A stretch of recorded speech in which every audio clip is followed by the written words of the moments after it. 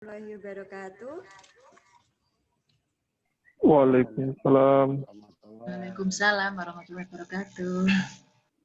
Bapak Ibu peserta, Waalaikumsalam. selamat pagi, salam sejahtera bagi kita semua. Bagaimana kabar Bapak Ibu hari ini? Mudah-mudahan sehat ya. Semoga keluarga kita terlindungi dari pandemik ini, nggih.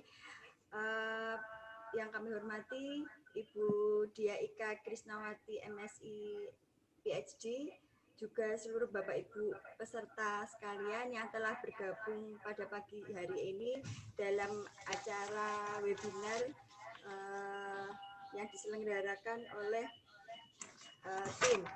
Oke. Dengan sangat antusias sekali, perkenalkan saya Elvi Kuyumi Rahmawati yang akan memandu acara yang sangat luar biasa ini. Yang jelas acara ini sangat ditunggu-tunggu oleh kita semua, ya, Bapak Ibu dosen yang tergerak hatinya untuk meningkatkan kualifikasi pendidikan ke jenjang yang lebih tinggi lagi. Saya akan memandu acara ini hingga selesai. Saya bacakan susunan acaranya. Yang pertama pembukaan, selanjutnya kilas balik tentang klinik, kemudian pemaparan materi dari Budia, selanjutnya tanya jawab dan penutup. Ya, supaya Bu Elvi, maaf suaranya bergema dan nggak begitu kecil gitu. Gitu ya. Suaranya kecil dan bergema lagi.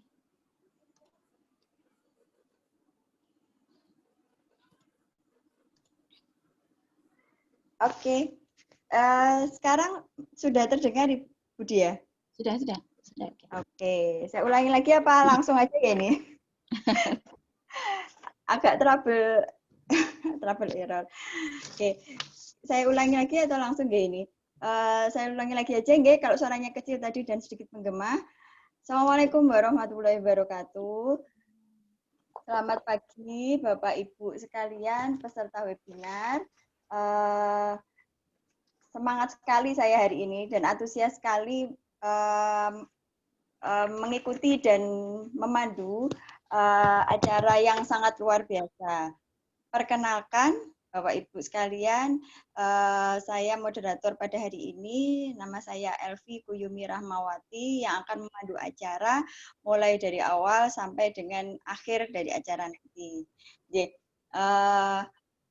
Saya bacakan susunan acaranya, yang pertama pembukaan, selanjutnya kilas balik tentang klinik. Nah, jadi mungkin Bapak Ibu akan bertanya-tanya, apa sih sebenarnya webinar tentang klinik ini, kemudian arahnya kemana. Nah, nanti akan ada penjelasan tentang ini. Selanjutnya presentasi dari Budia, bagaimana sih kita nantinya akan mendapatkan informasi yang aktual, kemudian bagaimana proses yang pas ya, termasuk bagaimana perolehan beasiswanya ya, nanti akan disampaikan oleh seniornya ya. Jadi yang lebih memahami beliaunya yang sudah menjalani proses ini dan berbagi dan dengan senang hati berbagi ilmunya yang sudah diperoleh selama ini. Dan selanjutnya adalah tanya jawab, kemudian ditutup oleh doa.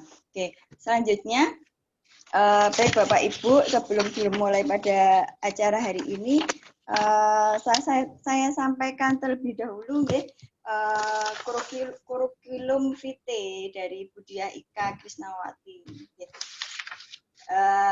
Jadi Budia ini adalah seorang dosen yang hobinya menyanyi. Ya, mungkin Bapak Ibu yang belum pernah mendengar suara emasnya Budia, Budia ini suaranya bagus sekali sampai semuanya terlena. Nanti mungkin di akhir sesi acara, ketika Budia selesai kita tanya jawab, Budia mungkin bisa sedikit mendendangkan lagu. Favoritnya ini Westlife ini Budia ini. Oke, kemudian Budia lahir di Madiun 2 Januari pada tahun 1977. Seorang istri dan ibu dari 3 orang anak. Jadi putra Budia yang paling besar SMA, kemudian yang kedua Mas Fikri SMP, Bu. Kemudian yang ketiga SD. Kemudian sekarang berdomisili di Kediri. Sekian lama di Taiwan, akhirnya kembali berkumpul bersama keluarga di Kediri. Alhamdulillah pas pandemik, pas posisi di Kediri, sehingga mungkin putra-putranya pun juga lebih merasa lebih dekat dengan Budia.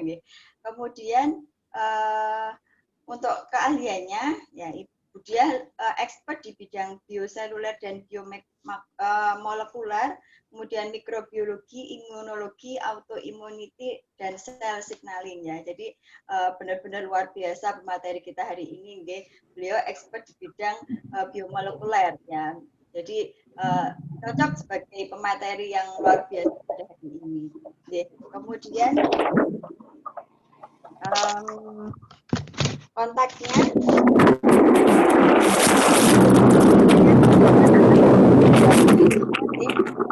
ya lulus SMA kemudian melanjutkan ke D3 keperawatan ya, jadi di Poltekkes Malang.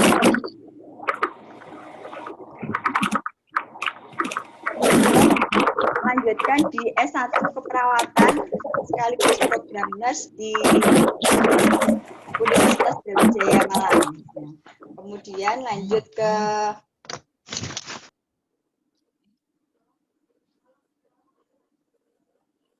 Bu Elvi ke mute, maaf.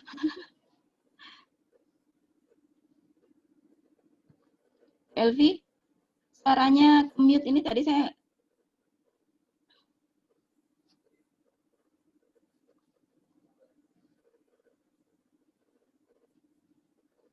Halo Bu Elvi.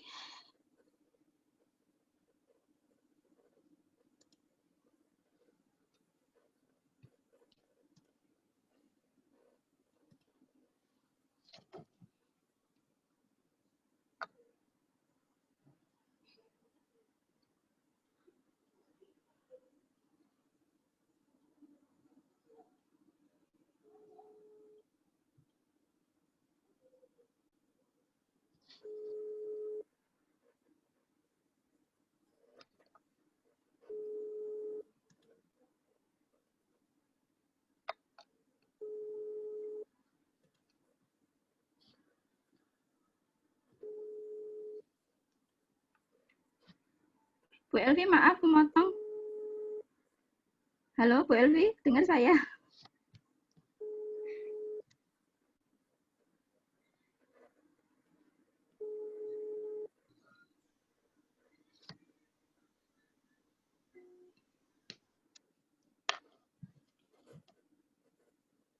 Halo Bu Elvi, suaranya hilang.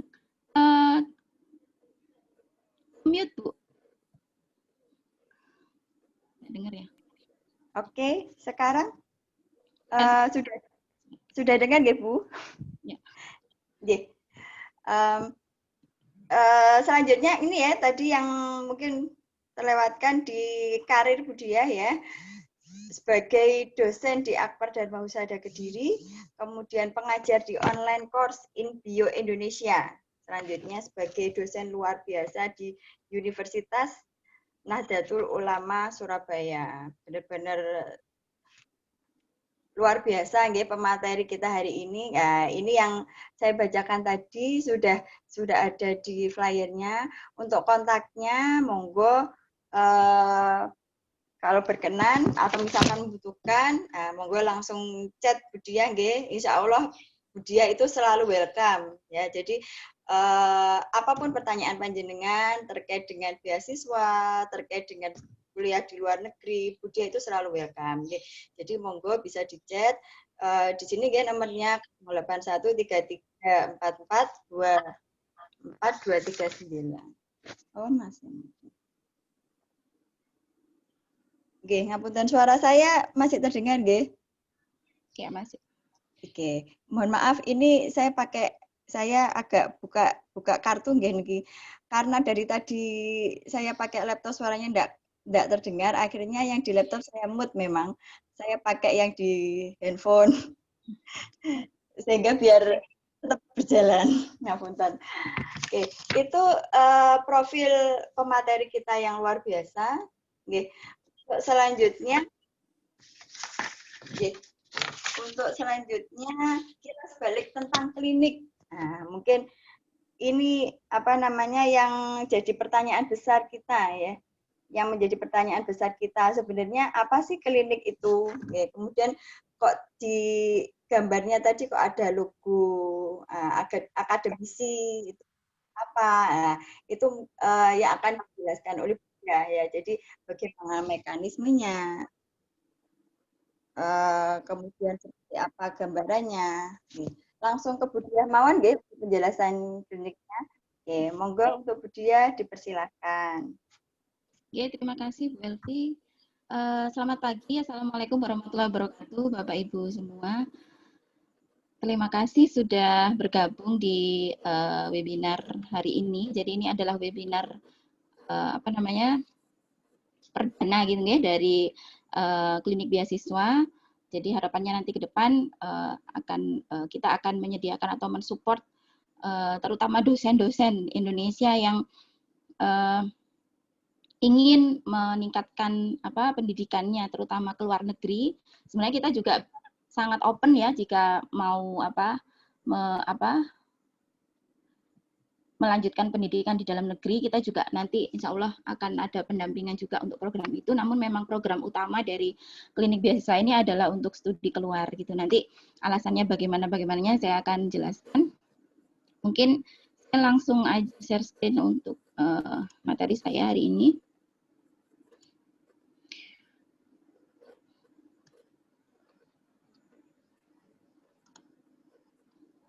Oke, jadi ini adalah logo kami, Klinik Beasiswa. Jadi nanti kita akan ada program pendampingan beasiswa mulai dari proses aplikasinya, kemudian proses pengurusan dokumennya, kemudian mungkin ada juga pendampingan tentang pemilihan supervisornya sampai dengan dapat letter of acceptance. Nanti semuanya programnya insya Allah ada di dalam klinik beasiswa. Dan kebetulan di klinik beasiswa nanti kita sudah ada tim mentor yang nanti akan saya perkenalkan di bawah, di belakang ya. Mentor kita yang sangat luar biasa. Sebagian sudah alumni dari luar negeri, sebagian besar itu masih stay di negara masing-masing, yang masih mahasiswa aktif. Jadi nanti akan sangat update informasi apapun, beasiswa apapun dari negara tempat studi masing-masing sehingga kita bisa dapat informasi beasiswanya nanti lebih awal sehingga persiapannya juga lebih lebih siap gitu ya karena waktu yang disediakan masih sangat cukup. Baik, mungkin sebagai introduction ya sebagai pembuka mungkin saya ingin membahas tentang kenapa sih kita harus studi lanjut gitu. Jadi studi lanjut itu sebenarnya tidak hanya perlu untuk dosen saja, tapi untuk semua orang itu kita perlu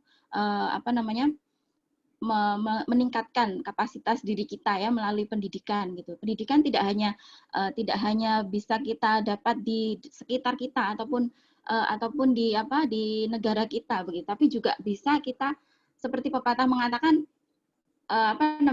tuntutlah ilmu sampai ke negeri Cina gitu. Kenapa Cina gitu? Karena Cina itu negaranya besar dan menghubungkan banyak sekali negara di dunia seperti itu. Jadi kalau kita sudah ke sana itu kemungkinan nanti akan bisa menjangkau negara-negara seluruh dunia seperti itu ya. Jadi ini adalah sekedar point of view dari saya, pengalaman saja begitu. Kenapa sih kita harus studi lanjut gitu ya? Dan nanti akan saya bagi menjadi dua. Jadi kira-kira apa sih pentingnya studi lanjut untuk dosen dan apa pentingnya studi lanjut untuk yang fresh graduate tadi yang belum bekerja begitu. Nah, kalau bagi dosen ini yang saat ini bikin ketar-ketir di hati gitu. Itu karena adanya wacana di tahun 2017 yang lalu itu ada wacana dari Ditjen Dikti bahwa dosen itu harus S3. Kalau di luar negeri memang semua dosen sudah harus S3. Jadi S3 baru bisa apply untuk bisa jadi lecturer begitu. Tapi kalau di Indonesia memang mungkin aturan kita agak sedikit terlambat, tapi alhamdulillahnya sedang menuju ke sana begitu, bahwa sudah tercetus ini di 2017 bahwa dosen harus S3. Seperti dulu waktu di tahun 2010 ya, dosen harus S2. Itu mengejutkan semua orang dan akhirnya orang berbondong-bondong untuk kuliah S2. Sampai akhirnya di deadline oleh Dikti 2014 harus semuanya S2. Kalau tidak S2, nanti ada ada pencopotan dari NIDN. Jadi nanti dosen akan turun, bukan turun ya, tapi istilahnya apa ya? Tidak lagi bisa menjabat sebagai dosen, tapi sebagai tenaga tendik begitu di universitas. Nah, untuk aturan yang S3 ini sudah mulai muncul di tahun 2017. Namun sampai saat ini belum, saya mengikuti perkembangannya masih belum tidak begitu, nggih. Tapi insya Allah pastinya pasti akan menuju ke sana begitu. Karena permintaan dari Dikti ini yang sangat untuk meningkatkan kapasitas dosen Indonesia, juga persaingan di target-target dari Dikti kita untuk publikasi ya, itu tentunya harus nantinya itu yang akan membuat kita itu harus meningkatkan diri kita begitu untuk S3. Beberapa aplikasi untuk dana penelitian juga ya, itu sekarang sudah mulai mensyaratkan untuk PI atau primary investigator itu adalah dari pendidikan S3. Okay. Makanya bagi dosen ini harapannya nanti dari sekarang sudah mulai ada keinginan untuk bisa lanjut ke S3 begitu. Nah, kemudian yang kedua adalah manfaat bagi dosen itu adalah dari sisi jejaringnya. Karena apa? Karena kalau kita studi lanjut itu nanti otomatis akan tambah teman kuliah gitu ya. Masih ingat dulu saya waktu S1 itu teman saya hanya mungkin seputaran Pulau Jawa gitu. Ketika S2 teman saya sudah seputaran Pulau Jawa dan pulau-pulau sekitarnya. Dari Kalimantan ada, dari mana-mana ada begitu deh. Kemudian ketika saya S3, saya di luar negeri, teman saya itu berasal dari seluruh dunia. Ya, karena kalau kita kuliah ke luar negeri itu pastinya kita akan ikut program yang international class begitu deh. Yang international class di mana mahasiswanya itu semuanya berasal dari seluruh dunia gitu. Sehingga ketika lulus, nah itu nanti kalau kita masih tetap keep in touch dengan teman-teman kita dulu, itu tentunya tidak usah project besar ya, penelitian saja. Kita bisa buat systematic review, membandingkan antara kasus di Indonesia dengan negara di mana. Jadilah satu publikasi. Contohnya seperti itu, ya, manfaat dari jejaring. Nah, kita tahu bahwa kalau bagi dosen penelitian itu wajib karena kita ada laporan LKD ya tiap semesternya bagi yang sudah sertifikasi. Nah, itu wajib ada penelitian gitu. Nah, di situ nanti dengan adanya jejaring ini harapannya nanti kita akan bisa terutama dalam hal publikasi ya nanti, atau mungkin juga hal-hal yang lain, program-program yang lain nanti saya akan bahas di bawah juga ada. Kebetulan saya selain kerjasama publikasi juga ada kerjasama yang lain begitu. Nah, kemudian manfaat yang lain apa? Yang berikutnya adalah berkaitan dengan jabatan akademik dosen, gitu ya. Jadi ada jabatan akademik tertentu yang mewajibkan harus sudah S3, misalnya rektor kepala. Rektor kepala itu akan sangat mudah, lebih mudah ya dicapai ketika sudah ada ijazah S3 di tangan. Apalagi profesor gitu pasti wajib S3 gitu. Bisa dari S2 untuk lektor kepala, namun syaratnya sangat banyak sekali, gitu ya, sangat berat. Tapi ketika kita sudah punya S3 itu, nanti ijazah S3-nya akan sangat mengcover, akan sangat membantu. Nah, ini kaitannya dengan jabatan akademik. Kalau kita tidak ada ijazah S3, mungkin nanti kita akan stuck di lektor kepala, tidak akan bisa lagi ke guru besar. Seperti itu ya. Jadi untuk jabatan akademik ini sangat penting sekali bagi dosen untuk lanjut ya sampai final grade ya sampai S3. Kemudian yang terakhir tentu saja aktualisasi diri ya, dengan kita punya S3 tentunya ketika kita berhubungan dengan teman-teman kita itu nanti aktualisasi dirinya pasti akan lebih bagus gitu ya. Oh, saya ada misalnya ada project apa, ada pemikiran apa gitu, dan itu nanti akan lebih banyak bisa ditangkap begitu oleh kalangan luas. Nah, kemudian yang kedua, bagi fresh graduate ya. Ini saya sebut fresh graduate di sini maksud saya adalah yang sudah lulus kuliah S1 tapi belum bekerja. Kemudian langsung lanjut S2. Belum bekerja. Kemudian mau lanjut S3. Seperti itu ya. Jadi ini juga sangat penting ya bagi mereka, karena apa? Karena untuk fresh graduate ini yang dia mempunyai satu hal yang tidak dipunyai oleh yang senior gitu ya, dalam hal apa? Dalam hal usia, kebugaran gitu ya. Kalau masih muda, jalan-jalan ke luar negeri tentu akan lebih excited gitu ya dibandingkan ketika misalnya saya dulu ke luar negeri waktu saya kuliah S3 itu usia saya sudah berapa ya, tahun 2014 itu ya, sudah 37 tahun ya saat itu.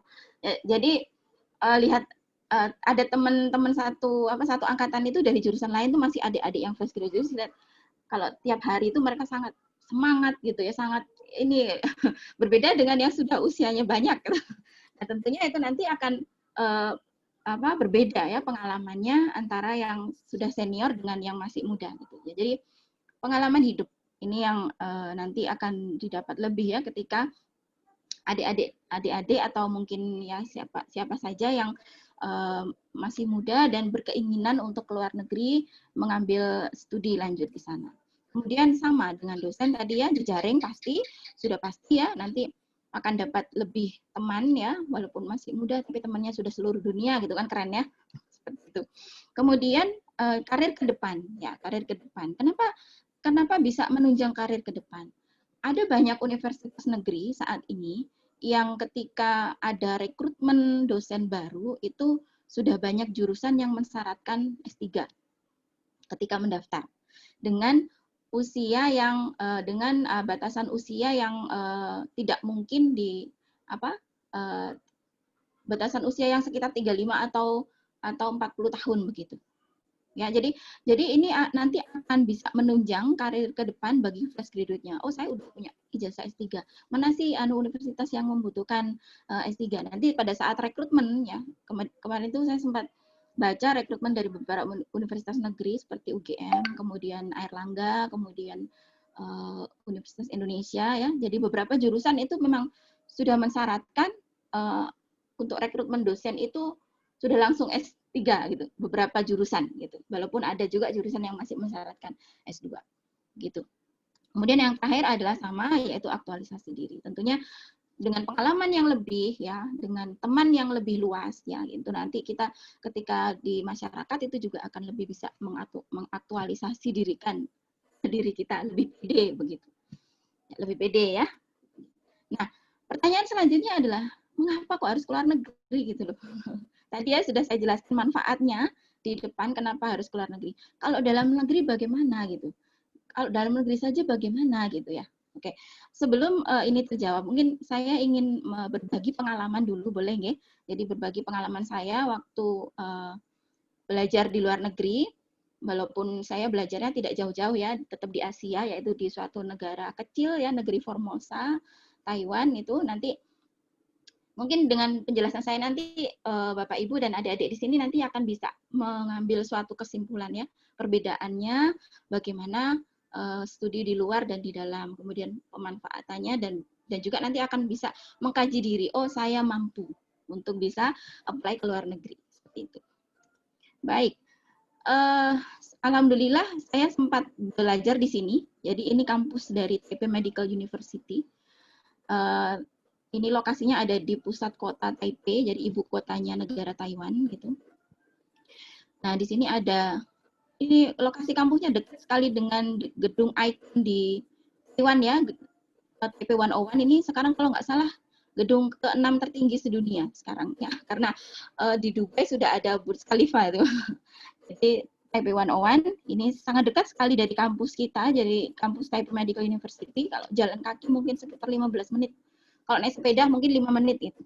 Naik sepeda. Karena di sana kita mahasiswa kalau nggak jalan kaki kemana-mana pasti naik sepeda. Gitu. Nah, Taipei Medical University ini adalah universitas swasta, namun dia adalah universitas ranking 2 senegara Taiwan. Jadi universitas yang cukup baik, yang sangat baik sekali. Jadi ranking 2 di negara Taiwan dan kalau nggak salah ranking 32 ya di ranking saya lupa world ranking yang mana ya, itu sudah di bawah 100 intinya. Ya, bagus sekali karena kalau namanya Taipei Medical University tentu saja semua jurusannya itu adalah jurusan kesehatan ya, jurusan kesehatan.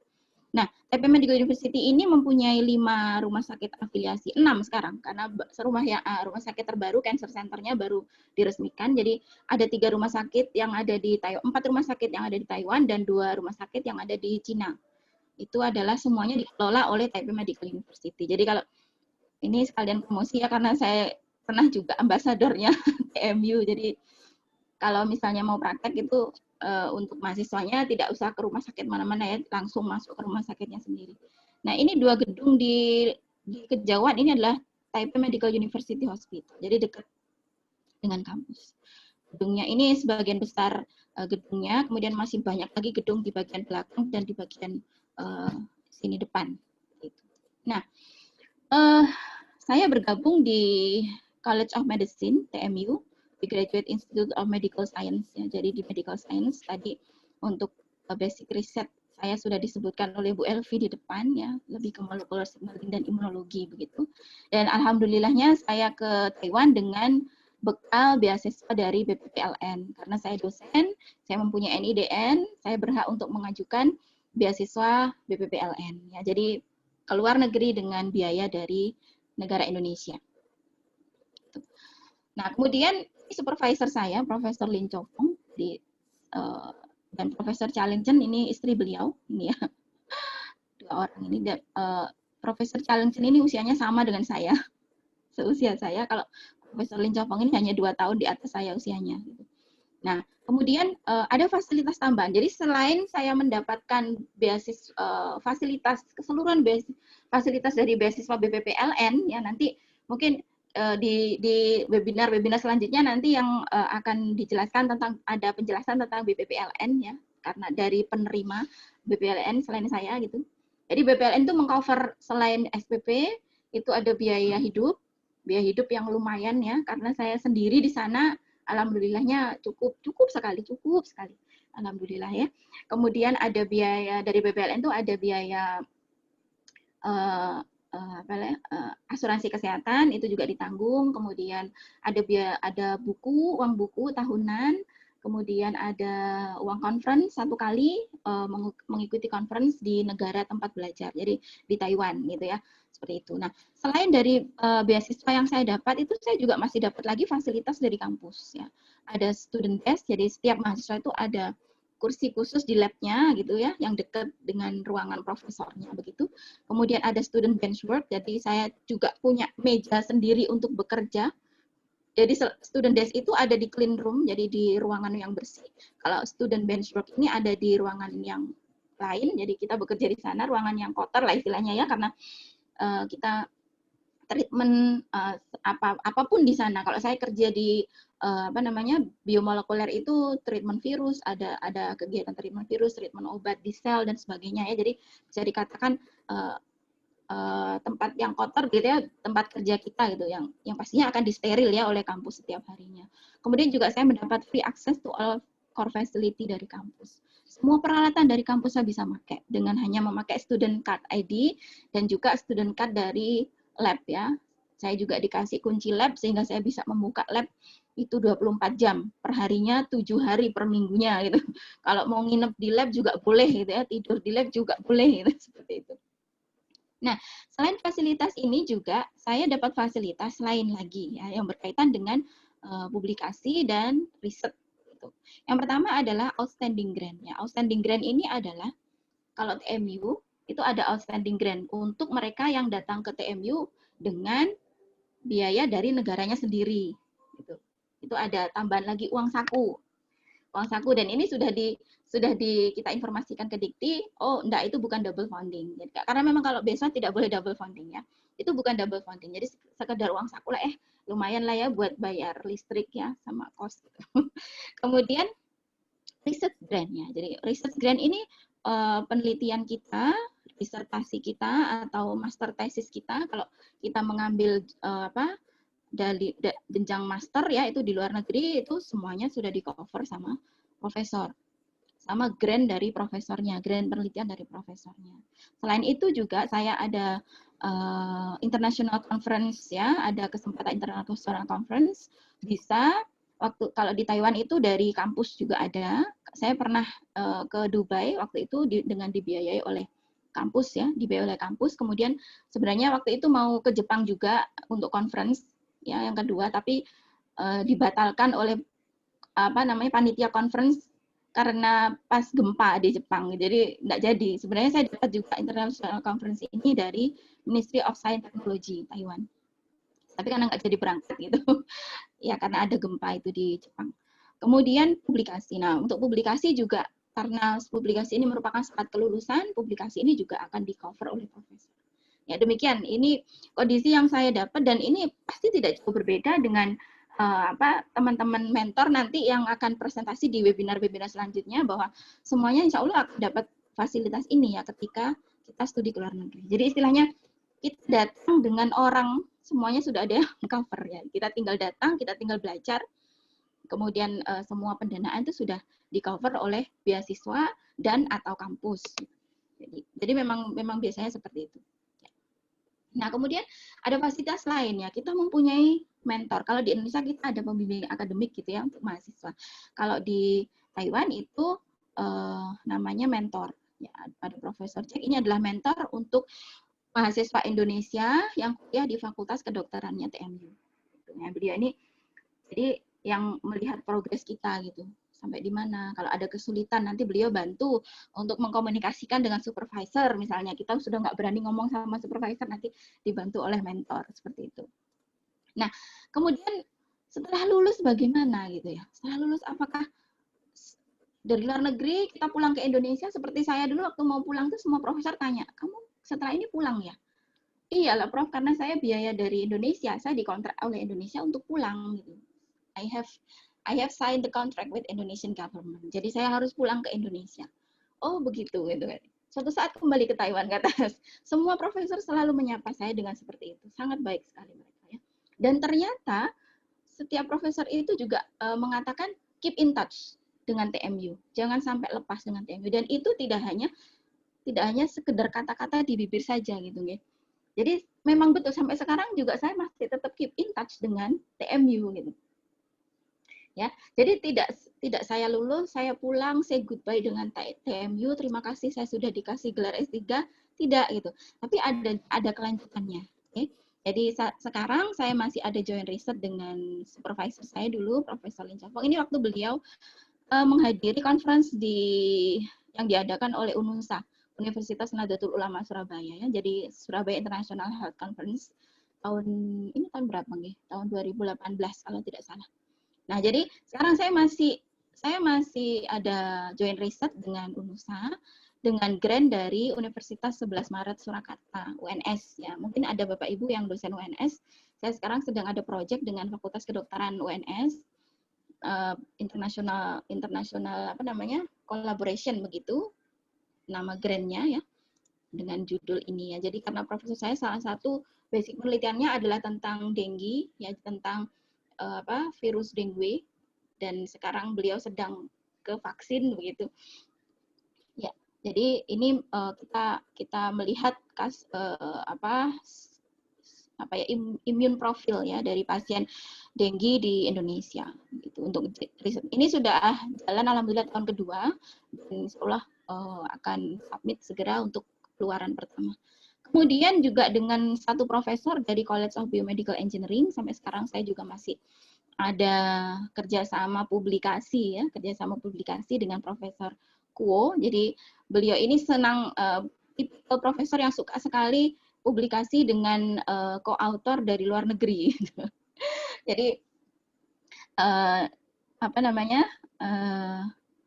beliau mahasiswanya cukup banyak, jadi cukup produktif gitu, dan saya diminta bantuan beliau untuk ikut sebagai terlibat dalam penulisan publikasi-publikasi beliau. Untuk Profesor Kuo ini selama tahun 2020, alhamdulillah kita sudah ada 5 publikasi, ya ada 5 publikasi selama tahun 4 publikasi ya selama 2020, dan ini satu publikasi yang teranyar nih ya tahun 2021 baru publish beberapa minggu yang lalu. Dan masih ada satu under review ya, masih ada satu judul yang under review di jurnal yang sama, jurnal di atas. Jadi nah ini adalah salah satu bukti dari kita bisa bekerja sama ya dengan saya tidak akan mendapatkan ini kalau saya tidak keluar gitu. Saya tidak akan mendapatkan kesempatan ini kalau saya tidak ke luar negeri seperti itu. Nah, kemudian ada lagi kegiatan lain ya yang masih juga berjalan sampai sekarang, yaitu adalah di Fakultas Kedokterannya TMU itu ada program kelas online juga gitu ya, seperti Indonesia ada InBio gitu ya, promosi InBio.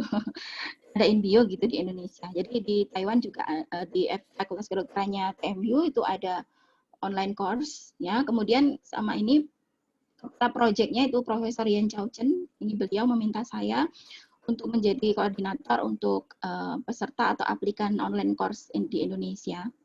Itu ini project ini sudah berakhir Desember 2020 kemarin, dan ini sekarang kita aplikasi lagi untuk tahun 2021-2022. Nah, ini project-nya ini dibiayai oleh Ministry of Education Taiwan dengan program namanya MOOCS gitu. Saya kurang ini juga artinya apa ya MOOCS. Intinya ini dibiayai oleh Ministry of Education Taiwan. Nah, selama project ini alhamdulillahnya sudah ada sekitar 7.000 orang, 7.000 aplikan di Indonesia. Dan ini adalah koordinator-koordinator dari kampus-kampus yang mengirimkan mahasiswanya untuk ikut belajar di online course-nya TMU. Tuh, banyak. Salah satunya ini Bu Eli, ini mentor kita nanti ya.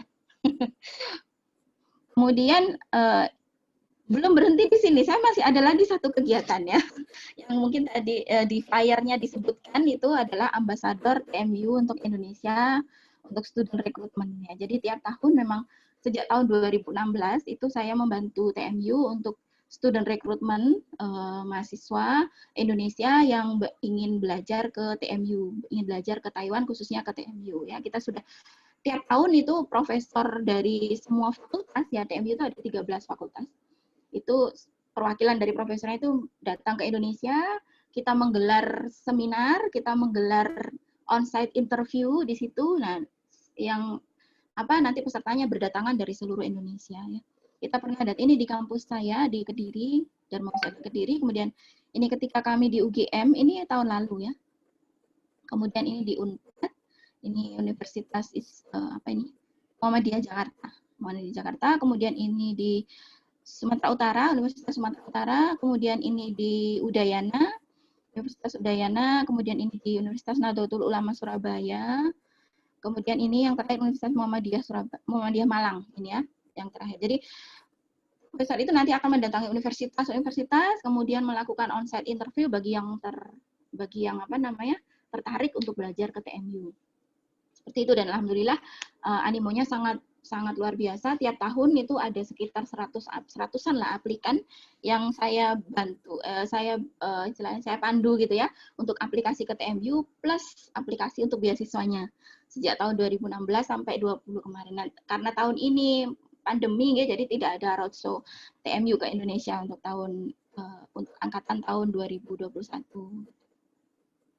Semoga nanti pandeminya segera berakhir dan bisa bekerja lagi gitu ya untuk student recruitment selanjutnya gitu ya. Nah, itu tadi pengalaman-pengalaman yang saya dapat ya. Pengalaman yang saya dapat setelah saya berinteraksi dengan Taipei Medical University. Nah, kemudian pasti akan banyak yang bertanya ke saya gitu ya. Ada yang bertanya ke saya gini, kok bisa ya Budia ya? Kok bisa dapet ya Budia? Budia kelihatannya lancar-lancar saja. Gitu. Oh, tidak tahu ceritanya menangis darah di belakangnya.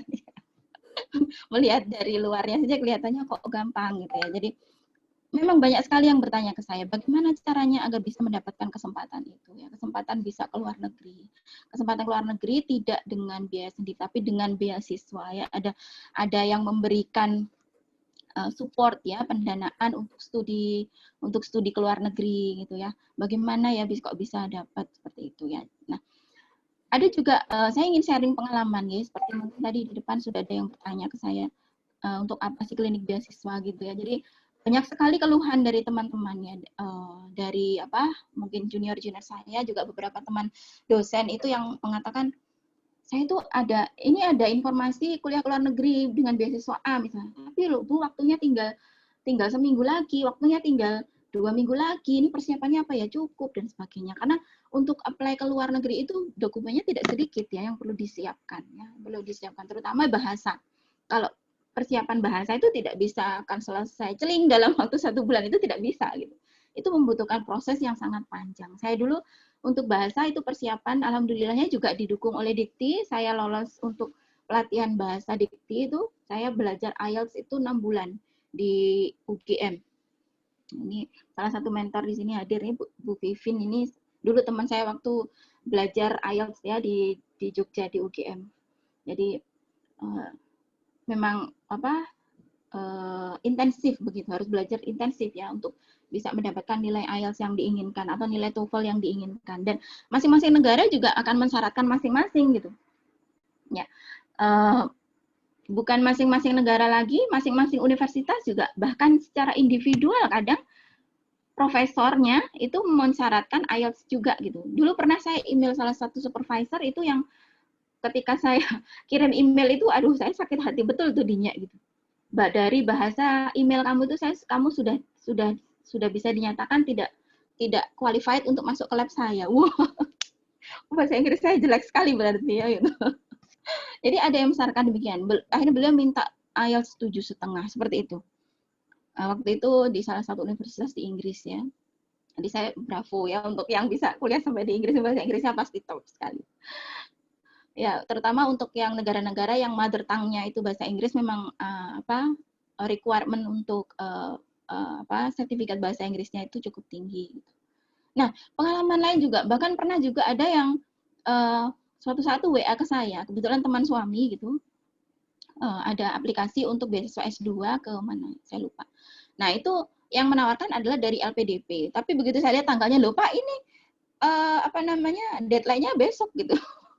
Jadi itu kita selalu terlambat gitu ya. Kita selalu terlambat untuk mendapatkan informasi aplikasi dari awal. Padahal kalau kita ikuti aplikasi dari awal itu biasanya ada jeda waktu antara 3 bulan ya, 2 bulan, 3 bulan sebelum aplikasi ditutup itu biasanya sudah ada open aplikasi seperti itu. Nah, inilah yang kemudian menjadikan kami tim dari klinik beasiswa untuk mencari solusi dari masalah-masalah ini tadi ya, kemudian menyiasati bagaimana bisa lebih banyak lagi Indonesian yang bisa kuliah ke luar negeri begitu, kemudian update informasi tentang beasiswa dan aplikasi beasiswa, aplikasi pembukaan seat untuk new students dari universitas di luar negeri gitu ya. Makanya akhirnya lahirlah klinik beasiswa.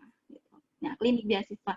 Jadi klinik beasiswa ini adalah salah satu anak dari Global Science ya. Jadi ada Global Science di atas itu ada beberapa website kelolaan dari Global Science, InBio Indonesia, kemudian ada Akademia Indonesia, dan yang satu lagi ada klinik jurnal. Jadi kalau nanti Bapak Ibu di sini ingin sharing tentang jurnal, ingin join publikasi dan sebagainya, nanti bisa join di klinik jurnal. Kita ada website tentang klinik jurnal juga. Nah, klinik beasiswa ini adalah website keempat di bawah Global Science begitu. Nah, apa saja layanan yang bisa didapatkan dari klinik beasiswa ya, klinik beasiswa ini. Jadi ini sekali lagi adalah program pendampingan beasiswa. Jadi bukan kita nanti yang mencarikan beasiswa, bukan kita nanti yang apply-kan beasiswa Bapak Ibu, bukan, tapi kita hanya memberikan, tidak hanya ya, tapi akan mendampingi selama proses aplikasi sampai dengan Bapak Ibu atau adik-adik semua ini mendapatkan beasiswanya, mendapatkan LOE-nya, sampai dengan proses apply untuk visa keberangkatannya. Begitu. Nah, sedikit informasi tentang program yang kita punya. Yang pertama itu adalah kita ada program persiapan private IELTS atau TOEFL. Ini ya.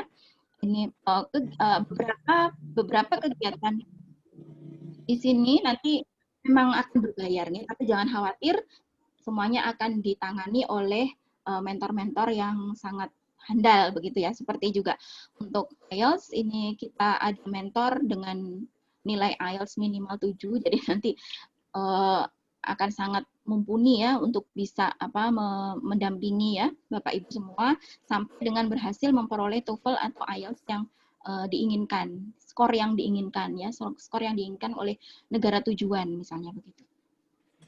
Kemudian layanan yang lain adalah ada konsultasi tentang pemilihan negara tujuan, nanti free of charge. Nanti ini sementara masih langsung ke saya nanti ya untuk pemilihan konsultasi negara tujuan, nanti tinggal buka klinik beasiswanya, nanti akan muncul semua ikonnya ini. Kemudian untuk bisa berhubungan dengan admin ataupun dengan saya nantinya untuk konsultasinya nanti bisa klik melalui linknya, melalui icon yang ada di dalam websitenya. Ya, Mas, untuk konsultasi pemilihan negara tujuan monggo, kita masih free of charge. Jadi tergantung dari peminatannya nanti Bapak Ibu bagaimana, baru kemudian nanti setelah ditentukan mau memilih negara mana, nah nanti silahkan masuk ke jendela berikutnya ya. Di sini mulai kita konsultasi rencana studi dan dokumen sampai dengan mendapat letter of acceptance ya. Ini nanti berbayar. Jadi akan ada mentor-mentor di masing-masing negara, nanti bisa cek di klinik beasiswanya, tinggal masuk ke negara tujuan mana yang diinginkan gitu ya. Nanti akan muncul mentornya siapa saja, beasiswa yang diinginkan apa gitu ya. Nanti karena masing-masing mentor itu insya Allah nanti beasiswanya akan beasiswa yang mereka dapat itu nanti berbeda-beda. Jadi pengalamannya nanti akan berbeda. Kemudian yang terakhir nanti ketika LOE sudah di tangan, kemudian beasiswa sudah di tangan, begitu ya. Nanti yang terakhir kita juga ada konsultasi dan berangkat dan juga pengurusan visa.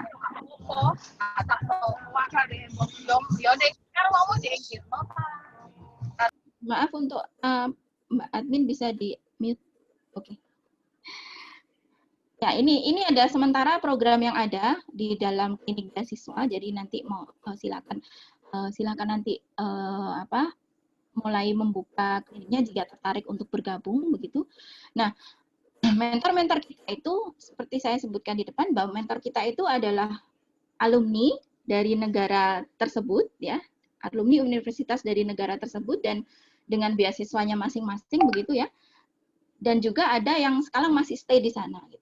Masih stay di sana. Jadi dibayangkan saja nanti ketika misalnya setahun ke depan ternyata Bapak Ibu ada yang berangkat gitu, nanti bisa dijemput oleh mentornya ya di bandara gitu. Sehingga tidak lagi kebingungan nanti kalau di sana saya dibantu oleh siapa dan sebagainya. Jadi intinya kita nanti akan insya Allah membantu Bapak Ibu yang berminat untuk bisa kuliah ke luar negeri. Nah, kemudian ini berbayar nggih? Mungkin ada pertanyaan. Kita butuh berapa lama untuk bisa konsultasi ya? Nah, kita perlu berapa lama misalnya ambil kursus bahasa Inggrisnya? Kita perlu berapa lama untuk bisa kursusnya? Nah, ini tergantung dari kebutuhan dari masing-masing. Jadi masing-masing nanti tidak akan sama. Mungkin ada yang cukup 1 bulan, semua dokumennya sudah cukup, LOE-nya sudah ada. Kemudian ada yang 2 bulan, ada yang 3 bulan. Tidak, masing-masing orang nanti tidak akan sama ya prosesnya. Ya, insya Allah intinya adalah kita berupaya dulu, hasil nanti Allah yang menentukan begitu. Kita berupaya dulu untuk setidaknya ada keinginan, kemudian berproses untuk. Nah, berikutnya adalah mungkin saya akan kenalkan mentor-mentor yang ada di klinik beasiswa yang sekarang sudah ready gitu ya. Untuk mulai dari konsultasi rencana studi dan dokumen sampai dengan mendapat LOE ya. Mentor yang pertama ini adalah special mentor ya. Ini beliau adalah salah satu pejabat ya di Ditjen Dikti, Ibu Anis Apriliawati. Ini beliau menjabat subkoordinator pembinaan kualifikasi dan profesi pendidikan tenaga pendidikan luar negeri. Jadi Bu Anis ini di Ditjen Dikti, beliau yang mengelola beasiswa kerjasama Indonesia dengan universitas luar negeri. Nah, ini nanti insya Allah minggu depan Bu Anis akan presentasi tentang apa saja sih program-program yang ada di bawah Dikti, gitu ya, yang ada di bawah Dikti yang merupakan kerjasama dengan luar negeri. Bisa untuk dosen, bisa juga untuk fresh graduate, ya ternyata. Walaupun dikelola oleh Dikti, untuk fresh graduate juga bisa apply. Oke, kemudian mentor selanjutnya adalah ini dari Taiwan. Nanti kita ada Ibu Hilda Mazarina, beliau ini alumni dari Master Program School of Nursing. Sekarang ini beliau dosen di Universitas Buana Tunggadewi. Bu Hilda ini dulu dapat TMU scholarship, jadi dapat beasiswa kampus ya. Kemudian yang kedua ada Bapak Faizul Hasan, beliau adalah dosen Politeknik Malang, Polkesma ya, dosen Polkesma. Sekarang sedang menjalani program PhD di School of Nursing. Beliau mendapat beasiswa Ministry of Science Technology. Jadi ini beasiswa dari pemerintah Taiwan. Ya, Ministry of Science Technology. Kemudian ada Bu Ayu Sandi, ini dari dosen UGM ya. Pelajaran nursing program SKKMK UGM. Sekarang beliaunya ini Pak Faizul dan Ibu Ayu ini dulu S2-nya juga TMU, kemudian lanjut S3 lagi sekarang di TMU ya, di beasiswa program di School of Nursing. Kalau Bu Ayu ini beasiswanya adalah Ministry of Education Elite ya. Jadi untuk pemerintah Taiwan itu MOE, Ministry of Education itu ada dua macam, ada beasiswa reguler, ada beasiswa elit. Kalau elit itu khusus untuk dosen, Jadi nanti apply-nya itu menyertakan surat keterangan kalau dosen gitu. Nah ini kalau Taiwan. Nah, nanti misalnya banyak nanti yang mau apply ke Taiwan, yang BPPLN nanti mungkin saya juga bisa bantu mentoring di negara Taiwan. Kemudian untuk negara Jepang, ini kita ada Pak Didi Utomo, ini bosnya Global Science ya. Beliau sedang S3 di Nagoya University Jepang sekarang dengan beasiswa dari LPDP. Kemudian ada Bapak Dr. Wira Winardi, spesialis paru. Ini dulu S2-nya alumni dari Taipei Medical University, ya. Kemudian sekarang S3-nya ada di Yudanda University Tokyo. Nah, beliau di Institute Medical Science. Ya. Ini Pak Dr. Wira ini beliau mendapat beasiswa pemerintah Jepang ya dari Mombu Kagatsu. Mombu Kagatsu scholarship ya. Ini pemerintah dari Jepang ya, beasiswa dari Jepang. Nanti ingin ke Jepang dengan beasiswa ini nanti bisa menghubungi Pak Dr. Wira atau mau ke PDP bisa nanti hubungi Pak. Kemudian dari Malaysia ya, negara terdekat. Sebenarnya ada Malaysia, ada Brunei Darussalam. Brunei Darussalam itu ada beberapa, tapi kemarin mentornya belum fix. Gitu. Nanti klinik besok masih akan terus berbenah ya. Insya Allah nanti akan lebih banyak negara, mentor dari negara-negara lain yang belum ada itu nanti pasti ada tambahan ya ke depannya. Untuk Malaysia kita ada Ahmad Safiuddin. Beliau ini dosen di Universitas Nahdlatul Ulama Surabaya, alumni dari Universitas Teknologi Malaysia, ya Malaya. Pak ini penelitiannya luar biasa ya. Scopus H-indeksnya sudah 12 kalau tidak salah. Luar biasa. Nah, sama studi ini Pak Ahmad Saifuddin ini mendapat beasiswa dari kampus ya, dari Universitas Teknologi Malaya dan juga ada tambahan dari pemerintah Malaysia. Gitu. Jadi ini bukan double funding menurut saya. Jadi mungkin beasiswa kampusnya itu beasiswa yang part ya, yang part scholarship. Jadi bukan full scholarship. Nah, sebagian untuk biaya hidupnya atau apanya gitu mungkin ada yang mengcover dari pemerintah Malaysia. Jadi bukan berarti double funding tidak gitu. Tapi mungkin karena di satu sisi sebagian biasanya di cover oleh beasiswa lain. Memang sebagian ada yang seperti itu. Kemudian ada Bapak Dirga Septianugraha, ini beliau kandidat PhD di bidang syariah dan comparative law University Malaya Malaysia. Nah ini beasiswanya dari program kader pesantren Majelis Taklim An-Nur Jakarta. Ini beasiswa yang mungkin masih sangat jarang kita dengar ya, dan ternyata ada gitu. Ternyata ada, kita bisa apply ke sini nanti gitu. Kalau banyak nanti bisa tanya untuk beasiswa ini tuh bisa memberangkatkan ke negara mana saja gitu, selain ke Taiwan. Selain ke Malaysia gitu ya, nanti bisa tanya ke Pak Dirga mungkin ya. Kemudian untuk UK dari negara Inggris kita ada Pak Priyoko Prayat Madi, PhD, beliau ini dosen di Universitas Bangka Belitung. Ya, beliau ini alumni dari Universitas Nottingham. Saya dulu ingin sekali ke Nottingham ya, tapi nggak tepat ya, nggak rezeki. Nah ini beliau biasanya dari BPPLN Dikti. Kemudian yang kedua itu ada Bapak Rama Octavian, ini beliau sekarang PhD student ya di Chemical Biology Sheffield University ya, UK dengan beasiswa Budi LN LPDP. Jadi Budi LN itu beasiswa dari LPDP yang khusus untuk dosen. Kalau Pak Pri ini beasiswa Dikti, ya, dosen dari Dikti. Kemudian Austria, negara Austria kita ada Ibu Oli Huta Barat, Oli Sani Huta Barat. Dr. Olisani Huta Barat. Beliau ini dosen di Teknologi Pertanian Universitas Hasanuddin, alumni dari Teknologi University of Vienna. Nah, Bu Oli ini beasiswanya adalah IASP, scholarship, jadi beasiswa kerjasama Indonesia dengan negara Austria. Nanti ini akan dijelaskan oleh Bu Anis ya minggu depan tentang salah satunya, itu nanti akan dijelaskan Bu Anis minggu depan di webinar minggu depan. Kemudian ada Dr. di Abidah, ini beliau dosen di Universitas Negeri Makassar, arsitek ya, Ibu arsitek, alumni dari Technische University Wien, Austria. Ini beliau dari beasiswa BPPLN Dikti ya, saat S3-nya dulu. Kemudian dari Irlandia tahu nggih negara yang dekat dengan Inggris. Irlandia ada Ibu Retno Aulia Finardi, ini beliau adalah dosen di Institut Teknologi 10 November ITS Surabaya, alumni dari Trinity College Dublin, Irlandia. Ini mendapat beasiswa dari Islamic Development Bank ya Bu ya, Bu Pipin ada di sini. Islamic Development Bank, kalau tidak salah namanya itu. Nah, nanti bisa tanya ke Bu Pipin, mungkin ISDB ini mengcover biaya apa saja gitu ya, apa namanya, bisa ke negara mana saja, kemudian bisa untuk jurusan apa saja gitu, untuk S2 atau S3 gitu, apakah bisa, nanti bisa tanya ke Bu Pipin. Kemudian untuk Irlandia juga ada Ibu Nurul Kodjati, PhD. Ini beliau alumni dari School of Health Science and UI Galway, Irlandia, dengan beasiswa dari LPDP. Kemudian selanjutnya untuk New Zealand kita ada mentor Ibu Karina Estiningsia Sakila Adnani, panjangnya namanya, PhD. Beliau ini dosen dari Stikes Karya Husada Pare, Kediri, ya, dengan rumah saya. Nah, ini beliau Ibu Bidan ya. Ibu Bidan alumni dari Auckland University of Technology, Auckland, New Zealand. Ini berangkat dengan beasiswa BPPLN di scholarship ya, karena banyak sekali memang dosen yang yang kenalan saya gitu. Jadi di mentorshipnya nanti banyak yang dari BPPLN.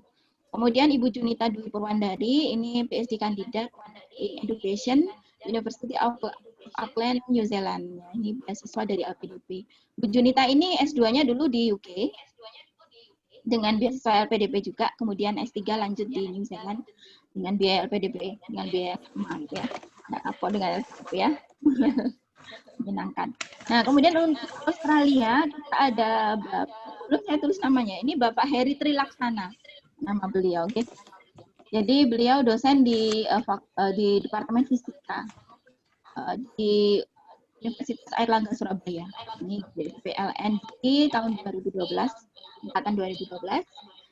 Alumni dari College of Physics, Faculty of Science and Engineering, Flinders University, South Australia. Ini beliau dari sana. Seolah nanti akan ada beberapa mentor lagi dari Australia yang akan bergabung ya. Sementara untuk sekarang yang masih ready itu baru Pak Heri saja untuk Australia. Kemudian untuk negara tujuan Belanda, nanti kita ada Bapak Manunggal Wardaya. Beliau ini dosen Fakultas Hukum Universitas Universitas Jenderal Sudirman kayaknya. Kalau tidak salah ya, Purwokerto gitu. Nah, beliau sekarang PhD di Radboud University, Nijmegen, the Netherlands. Benar nggak ya saya pronunciation-nya ya. Ini beliau dengan beasiswa BPPLN sedang masih masa studi. Kemudian ini yang terakhir, mentor dari Amerika Serikat, masih muda sekali, jadi Mas William Blesinski, BSc MSc. Beliau sekarang ini masih student di Irlandia, Dublin untuk S3. Namun S1 dan S2-nya dulu dilaksanakan di Amerika Serikat. Ya, makanya akhirnya ketika saya tawarin untuk mentor di Amerika Serikat, beliaunya setuju. Akhirnya ya Mas William nanti akan membimbing Bapak Ibu yang berminat untuk studi di USA. Ya, ke USA. Kalau USA itu TOEFL ya, kalau tidak salah yang diutamakan ya, bukan TOEFL-nya. Bukan IELTS. Kalau IELTS itu lebih ke Inggris ya. Kalau Inggris itu banyak IELTS-nya ke Eropa. Gitu. Kalau Amerika itu biasanya TOEFL yang diminta. Baik, itu tadi mungkin sedikit gambaran dari saya tentang kegiatan dari klinik beasiswa. Semoga bermanfaat. Saya kembalikan ke Bu Elvi.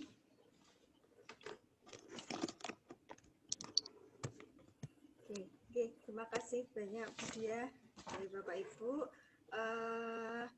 Seperti itu tadi gambaran dari Bu Dia, dari pemaparannya yang jelas panjenengan sudah punya sudah tahu seperti apa sih kalau kita nantinya akan kuliah di luar negeri.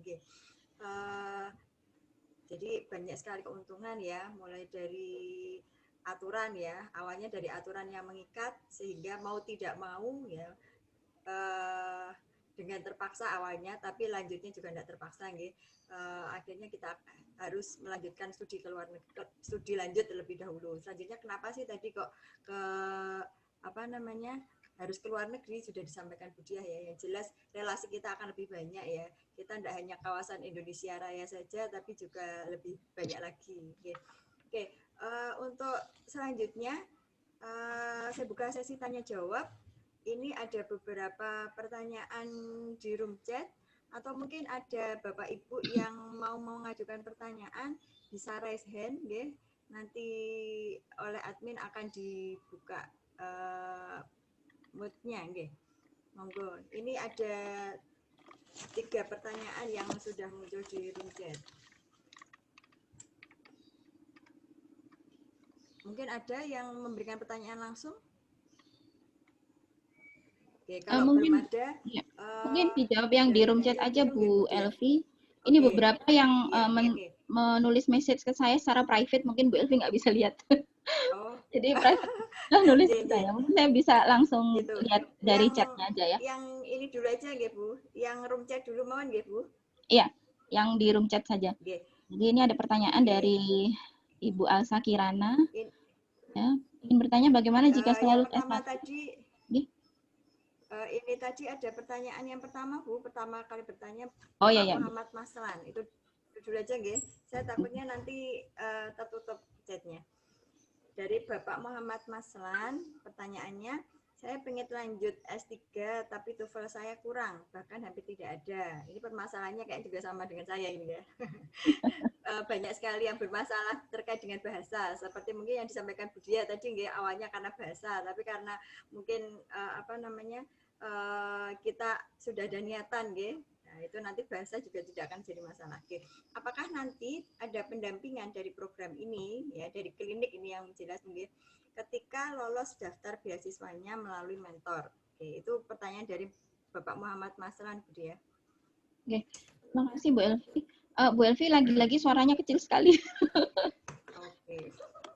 Ya, oke, saya jawab saya dari pertanyaan Pak Muhammad Maslan. Terima kasih pertanyaannya. Jadi ya seperti tadi sudah saya jelaskan bahwa di klinik itu nanti insya Allah akan ada program pendampingan juga untuk mencapai nilai bahasa Inggris yang diinginkan gitu ya. Jadi nanti bisa memilih apakah mau mengikuti TOEFL ataukah mau mengikuti IELTS gitu. Nanti jadi sistemnya nanti akan online juga gitu ya. Nanti di kita ada program private-nya itu dengan kelas kecil ya, jadi minimal 5 orang dalam satu kelas itu. Nah, nanti kita akan lakukan pendampingan sampai dengan untuk evaluasi nanti per bulan gitu, evaluasi ada tes gitu ya, ada tes bahasa Inggris per bulan sampai dengan dapat nilai yang diinginkan. Baru kemudian nanti bisa untuk melakukan ujian di instansi-instansi yang resmi. Untuk saat ini juga klinik beasiswa masih mencoba mencari partner begitu ya dari instansi resmi TOEFL dan IELTS untuk bisa nanti student kita ketika sudah siap begitu nanti bisa langsung ambil tesnya di instansi-instansi yang nanti kerjasama dengan klinik beasiswa begitu. Jadi insya Allah seperti itu programnya. Oke Pak Mas, nanti lebih jauhnya silakan buka klinikbeasiswa.com, nanti bisa dilihat kelanjutannya bagaimana. Gitu. Oke. Bagaimana dengan Pak Maslan? Tadi sudah dijelaskan Bu Diah. Mungkin Mbak bisa dibuka untuk dari Pak Maslan. Pak Maslan, monggo, mungkin ada feedback dari penjelasan dari Bu Diah. Ya Bu, terima kasih atas jawabannya. Ya saya sangat tertarik ini karena itu tadi masalah TOEFL saya masih sangat kurang. Ya, kalau ada pendampingan, ya bersyukur, saya sangat tertarik. Terima kasih. Ya, terima kasih Pak Maslan. Segera buka klinikbeasiswa.com Pak. Oke, selanjutnya Bu. Oke, ini dari pertanyaan kedua dari Bapak Jainal Arifin. Biasanya untuk studi S3 ada batasan umur atau tidak? Ya, kalau Indonesia memang ada batasan ya kalau S3 di Indonesia, setahu saya. Tapi kalau ke luar negeri itu mungkin nanti masing-masing jenis beasiswa, masing-masing universitas di luar negeri itu nanti akan ada ininya masing-masing ya, aturannya masing-masing. Kalau di Taiwan setahu saya tidak ada batasan usia. kalau di Taiwan, karena saya alumni Taiwan. Nggih. Nanti mungkin untuk yang negara lain mungkin bisa ikuti webinar-webinar selanjutnya, karena selanjutnya nanti akan ada presentasi dari mentor masing-masing negara menjelaskan tentang peraturan dari aplikasinya dan juga tentang beasiswa yang pernah didapat ya oleh mentor-mentornya. Begitu Pak Zainal Arifin. Kalau di Taiwan insya Allah tidak ada batasan usia. Ya. Karena dulu pernah di lab saya itu ada seorang bapak-bapak gitu, sudah sepuh sekali gitu, masih kuliah, ambil S3. Kemudian ada juga seorang dokter dari TMI Hospital, itu juga mungkin usianya sudah sekitar 50-an lebih begitu. Nah, itu juga baru bergabung dengan lab saya ketika saya belajar di tahun terakhir gitu. Sepertinya tidak ada batasan nih. Kalau di Taiwan soalnya tidak ada batasan. Mungkin untuk negara lain nanti bisa di penjelasan dari mentor masing-masing nanti di pertemuan webinar selanjutnya. Tinggal nanti Pak Zainal Arifin negara tujuannya mana. Jadi ditentukan saja dulu pingin ke negara mana, jangan satu negara tujuan gitu, tapi harus ada second plan, plan B, plan C begitu. Ada beberapa negara pilihan, nanti bisa diikuti webinarnya, beberapa kali webinarnya begitu, untuk dapat informasi lebih jauh tentang pertanyaannya. Nggih. Oke, seperti itu nggih, sepertinya terjawab nggih Pak Zainal Arifin. Batasan usia itu tergantung dari beberapa tempat yang dituju, sehingga sepertinya kita tidak hanya berhenti pada sesi hari ini saja ya, kita masih banyak pertemuan selanjutnya yang membahas untuk beberapa negara atau university yang nantinya bisa sebagai referensi kita. Oke, selanjutnya dari Ibu Kemala Putri Ayunda. Oh, Ibu apa Mbak ya ini ya? Oke, ada beberapa pertanyaan ini Bu Diah. Yang pertama, bagaimana jika dari fresh graduate ingin langsung lanjut S2 luar negeri karena ingin menjadi dosen, namun sebelumnya belum punya pengalaman kerja? Apakah hal tersebut tidak menyulitkan dalam studi S2 luar negerinya nanti atau menjadi dosen nanti karena belum punya pengalaman di lapangan? Oke. Kemudian yang kedua, ada 3 pertanyaan ini. Ya. Kemudian, apakah provider beasiswa lebih tertarik memberikan beasiswa bagi yang sudah punya pengalaman kerja atau yang fresh graduate tapi punya keinginan untuk menjadi dosen? Kemudian yang ketiga, apakah ada beasiswa untuk yang fresh graduate yang ingin S2 untuk menjadi dosen selain LPDP? Ada 3 pertanyaan, Bu Dia. Oke.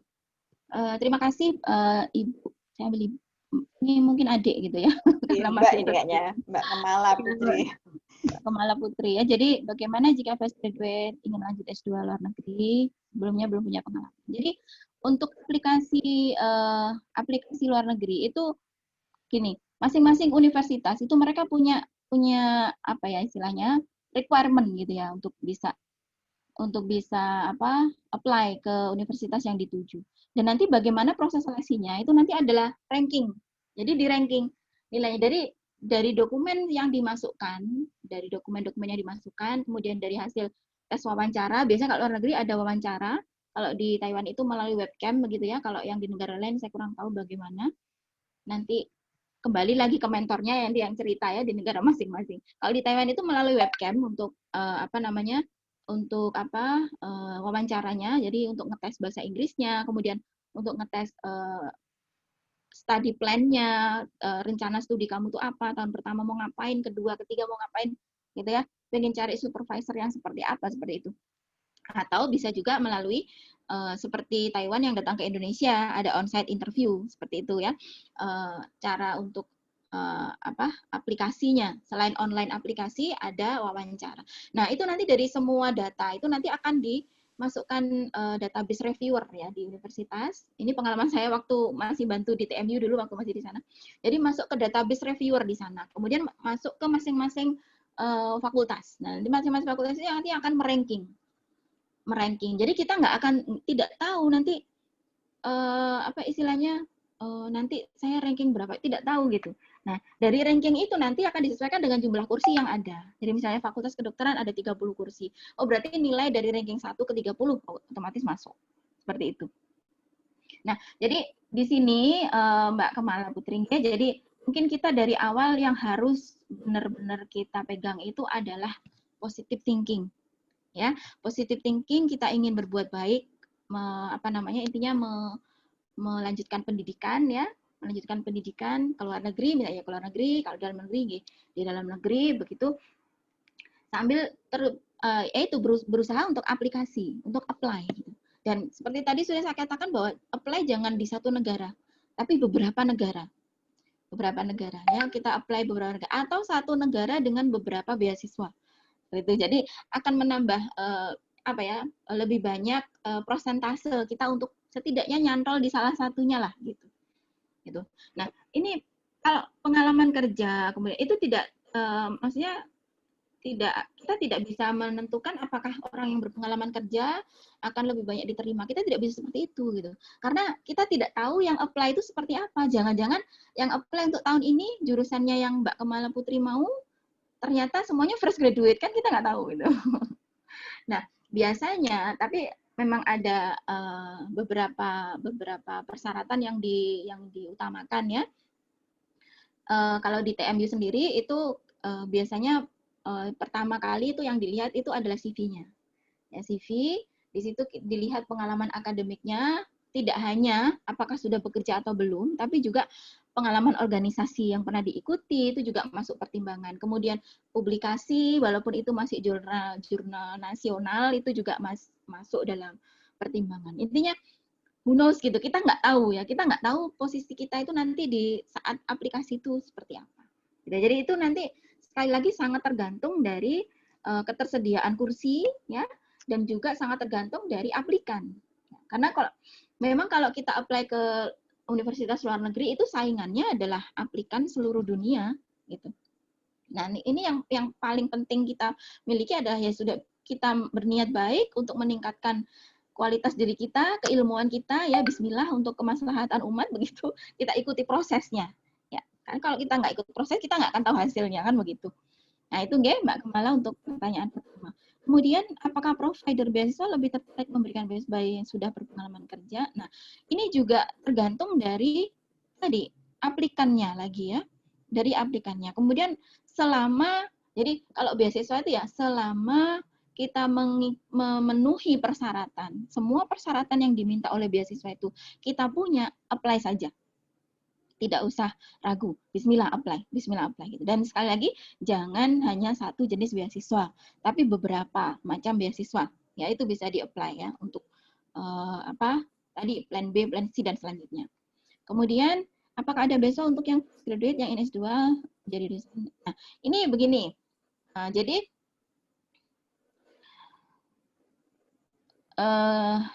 pertanyaannya ini gimana nih? Bu, apakah ada beasiswa untuk graduate yang ini S2 untuk jadi dosen selain LPDP? Oh, jadi sekolah S2-nya untuk jadi dosen. Jadi gini, ya, kuliah itu kita mencari ilmunya dulu. Nah, nanti baru setelah kita dapat ilmunya, kita dapat ijazahnya, kita dapat pengalamannya, itu nanti yang dipakai untuk apply jadi dosen. Kalau ada pembukaan rekrutmen di suatu universitas, seperti itu. Jadi, memang ada jenis beasiswa tertentu yang mensyaratkan harus dosen. Seperti contohnya Budi, LPDP, kemudian BPPLN, Dikti, itu memang mewajibkan kita mempunyai nomor induk dosen nasional. Atau kalau di Taiwan tadi ada Elite MOE, itu juga mensyaratkan, bukan NIDN, karena Taiwan tidak akan tahu NIDN, ya, tidak akan tahu nomor NIDN Indonesia. Surat pernyataan dari pimpinan kalau kita itu mengajar di universitas tersebut sudah berapa lama, gitu, ya. Jadi ada beasiswa yang mensyaratkan seperti itu. Tapi beasiswa ini khusus dosen. Nah, tetapi banyak sekali beasiswa yang juga tidak mensyaratkan kita harus dosen. Seperti contohnya LPDP. Kemudian beasiswa kampus, ya, masing-masing kampus itu saya kira bisa untuk semua orang, gitu. Kemudian juga beberapa beasiswa kelolaan Dikti, nanti yang minggu depan dijelaskan oleh Bu Anis, itu juga beberapa bisa fresh graduate apply. Tidak hanya dosen yang apply, ya. Nanti lebih jelasnya nanti di pertemuan-pertemuan selanjutnya untuk yang tentang beasiswa. Begitu, Mbak Kemala Putri, ya. Selanjutnya, Mungkin saya jawab yang private tadi Bu Elvi dulu nggih, karena ini sudah di atas sekali tadi posisinya. Yang Mbak Alzakana ini tadi privately tapi sudah di atasnya takutnya tertutup yang lain gitu. Ini pertanyaannya begini, Ibu maaf ingin bertanya bagaimana jika setelah lulus S1 memilih bekerja, kemudian lanjut S2 setengah tahun ke depan. Apakah faktor space waktu dari S1 menuju S2 tersebut menjadi pertimbangan juga? Kalau untuk apply kuliah atau beasiswa itu tidak ada persyaratan pengalaman kerja, ya setahu saya. Setahu saya tidak ada persyaratan pengalaman kerja. Jadi mau bekerja berapa lama pun itu tetap bisa ya untuk apply. Terlebih jika selama bekerja tidak ada experience yang mendukung studi. Ya, itu ya. Itu nggih Mbak Alza Kirana. Jadi monggo silakan kalau memang lulus S1 pengen kerja dulu kemudian lanjut S2 setelah beberapa tahun bekerja, nggih monggo silakan, tidak apa. Ya, jadi aplikasi untuk masuk kuliah dan juga apply beasiswa itu sepengetahuan saya tidak mensyaratkan pengalaman kerja ya, tapi yang mereka minta itu adalah tadi yang saya sebutkan, pengalaman organisasi, pengalaman ya, bekerja mungkin bisa menjadi salah satu salah satu nilai lebih yang bisa dicantumkan nanti di sana. Pernah kerja di mana gitu. Bisa dicantumkan. Tapi tidak ada requirement khusus harus bekerja berapa tahun gitu. Itu. Oke. Monggo lanjut ke Elvi yang Oke, selanjutnya pertanyaan dari Ibu Eni Tika. Ini pertanyaannya, apakah yang menjadi nilai tambah atau daya tarik yang dapat membuat universitas yakin untuk menerima kita ya bergabung ke universitas tersebut. Kemudian yang kedua, persaingan dari TMU ya. Jadi panjenengan kemarin fresh graduate from TMU. Jadi ini menanyakan apakah persaingan di TMU itu cukup sulit ya. Ya, ada dua pertanyaan, Bu Lydia, monggo. Terima kasih Mbak Hani ya, Ibu Hani atau Mbak Hani ini ya. Jadi daya tarik nilai tambah tadi ya, yang saya sebutkan tadi. Jadi pengalaman organisasi, pengalaman publikasi itu nanti bisa menjadi nilai lebih yang bisa dicantumkan. Nanti akan kalau TMU ya, aplikasi di TMU itu ada satu tempat untuk kita mengupload misalnya sertifikat hasil publikasi ya hasil publikasi kemudian sertifikat begitu penghargaan nanti ada tempatnya untuk mengupload itu. Nah itu nanti yang akan mungkin bisa menjadi nilai tambah ketika kita apply ke suatu universitas. Kemudian kalau untuk persaingan di TMU ini bervariasi ya dari tahun ke tahun. Selama saya dari 2016 sampai 2019 ya, karena untuk yang aplikasi 2020 saya sudah di Indonesia jadi tidak ikut melihat database-nya di sana gitu. Jadi saya sudah di Indonesia, tapi untuk rekrutmen di sini saya masih bekerja. Jadi itu bervariasi dari tahun ke tahunnya. Kemudian untuk persentase keterimanya itu juga tergantung lagi dari seat-nya, berapa yang disediakan untuk masing-masing fakultas. Gitu. Kalau di TMU sendiri yang paling banyak itu adalah yang paling banyak kursinya ya, itu adalah di Fakultas Kedokteran, Fakultas Nursing, School of Nursing, kalau tidak salah, ya School of Nursing, kemudian Public Health.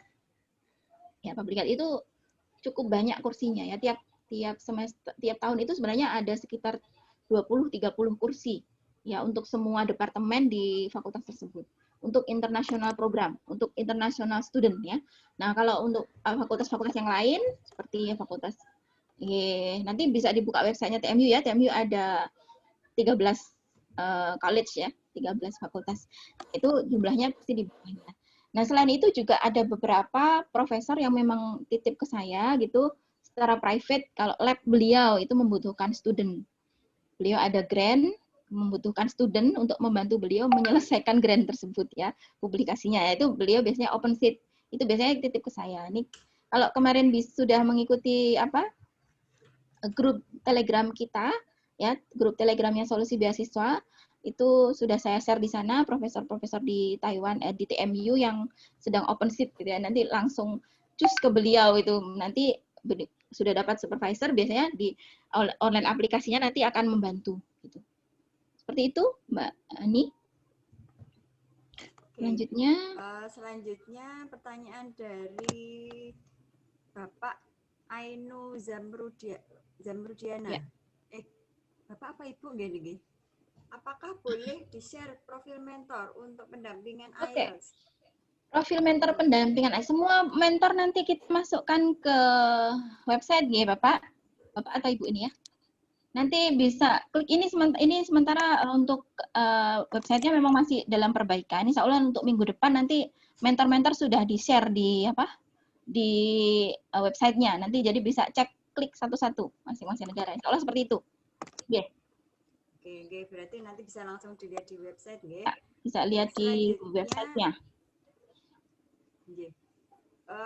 Bu Dia, yang selanjutnya ini permintaan ini Bu Dia. Jadi dari Bu Dita Kurniawati, apakah nanti materi PPT-nya di-share Bu Dia? Oke, baik. Insya Allah ini webinarnya di-record nih, Mbak Dita, Bu Dita, nanti di-record. Insya Allah nanti kita ada YouTube channel, nanti bisa ikuti lagi di YouTube di YouTube Klinik Beasiswa. Seperti itu. Untuk semuanya nanti kita akan share ulang di YouTube channel kita. Insya Allah nanti fixing juga untuk ini minggu depan. Gitu. Oke, berarti masih bisa diikuti nggih secara offline ya, nggih? Bisa diikuti, bisa diputar ulang. Oke, selanjutnya dari Ibu Wulan Wahyu. Untuk dosen PNS di Kementerian Agama, apakah ada beasiswa tertentu? Iya, Kementerian Agama. Insya Allah ada, Ibu. Jadi kemarin itu saya masih negosiasi. Ada salah satu alumni Korea, itu kenalan saya. Ini beliau dapat beasiswa dari Depak, ya, alumni dari Korea. S2-nya dulu beliau di Korea, terus S3-nya di TMU. Ini masih saya nego untuk bisa jadi mentor. Nah, nanti kalau misalnya beliau sudah bersedia, nanti bisa tanya lebih jauh, atau kita akan jadwalkan ya, nanti untuk semua mentor bisa webinar, nanti menjelaskan tentang aplikasinya dan juga untuk beasiswanya. Insya Allah ada untuk Kementerian Agama. Jadi sebenarnya di Indonesia itu Bappenas itu juga punya beasiswa sendiri, Departemen Keuangan ada beasiswanya sendiri sebenarnya. Tapi karena informasinya yang masih tidak begitu disebar luas gitu ya, jadi kita masih sangat kurang informasi. Untuk Kementerian Agama insya Allah ada. Nah, ini mohon doanya, semoga Bapaknya mau bergabung dengan Klinik Beasiswa nanti.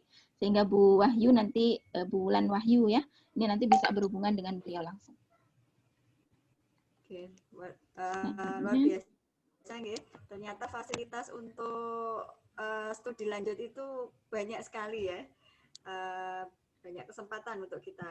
Selanjutnya pertanyaan dari Ibu Purwati Ningsih ya, terkait dengan research plan yang disyaratkan ketika daftar beasiswa. Apakah research plan tersebut pasti akan kita jalankan saat kuliah atau riset yang kita jalankan nanti bisa berbeda dengan apa yang sudah kita tulis pada saat apply scholarship? Ini banyak sekali yang bertanya begini ya. Selama saya jadi ambasador juga banyak sekali. Bagaimana kenyataan dengan plan gitu? Kalau saya sendiri itu berbeda gitu. Jadi ketika saya datang ke sana, saya punya research plan sendiri untuk disertasi yang berkaitan dengan inflamasi. Ya intinya yang sepemahaman saya waktu itu ketika mau apply S3, dan ternyata setelah saya masuk ke sana, profesor saya itu di awalnya saya mengerjakan disertasi ini adalah dari proyek proposal saya. Kemudian tahun ketiga, ya, tahun pertama, kedua, ketiga itu saya kerja di proposal saya, separuh jalan. Jadi datanya separuh sudah jadi, tiba-tiba profesor dapat dana baru untuk kasus baru yang masih penelitiannya itu masih sangat sedikit. Ditanya saya, dia kamu mau nggak cepat lulus itu? Cepat lulus gimana ya? Mau Prof gitu. Ternyata itu saya ditawari beliau untuk mengerjakan proyek baru.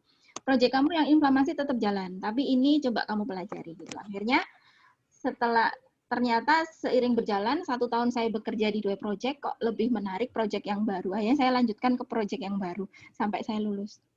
Jadi keuntungan saya untuk proyek yang pertama saya udah setengah jalan. Sebenarnya saya udah bisa publish ini tapi belum sempat menulis. Nah, kemudian proyek yang keduanya akhirnya yang jalan gitu, yang penyakit autoimun itu. project dari grant terbaru dari profesor. Jadi seperti itu. Namun ada juga yang sejalan dengan rencana awal proposalnya. Jadi dari awal memang kita sudah punya proposal, itu tentunya akan mencari supervisor yang penelitiannya itu sesuai dengan proposal kita, kan begitu, nggih. Jadi kita nanti search di universitas tersebut profesor yang penelitiannya itu sejalan, nah itu nanti mungkin ya itu yang kita pilih begitu. Tapi nggih, tidak menutup kemungkinan akan berubah. Dan tentunya karena riset grant kita itu dibiayai oleh profesor, ya mau tidak mau kita memang mengikut proyek yang profesor punya gitu. Seperti itu Bu Purwaningsih. Oke, sudah terjawab jelas ya. Selanjutnya dari Ibu Meli Susanti, apakah ada nomor WA group mungkin untuk komunikasi ke Telegram nanti nggih? Ya, di Telegram ini di bawahnya sudah ada link untuk bisa gabung di Telegram kami ya. Silahkan Bu Meli Susanti untuk bisa klik di nanti bisa langsung masuk saja ke grup nggih, ke grup komunikasinya. Oke, untuk selanjutnya dari Ibu Ayu Rahmania ya. Jadi pertanyaannya, mahasiswa S2 yang ingin melanjutkan S3 ke luar negeri, apakah yang harus mulai dipersiapkan dari sekarang? Yang perlu dipersiapkan dari sekarang banyak sekali yang harus dipersiapkan memang ya kalau mau ke luar negeri. Yang paling baku dan pertama itu adalah bahasa. Bahasa ya, itu mutlak harus. Setiap negara, setiap beasiswa nanti akan pasti mensyaratkan tertentu bahasa. Mensyaratkan nilai tertentu juga gitu. Kemudian yang kedua itu tentunya CV ya. CV kita sudah pegang CV. Nanti ketika itu CV itu nanti yang akan menjadi istilahnya acuan kita untuk membuat misalnya study plan, membuat tentang esai diri kita gitu ya. Karena ada beasiswa juga yang meminta kita itu menarasikan CV kita, gitu, cerita. Kayaknya program beasiswanya atau universitasnya itu pengen melihat kemampuan menulis kita ya. Academic writing kita itu pengen tahu.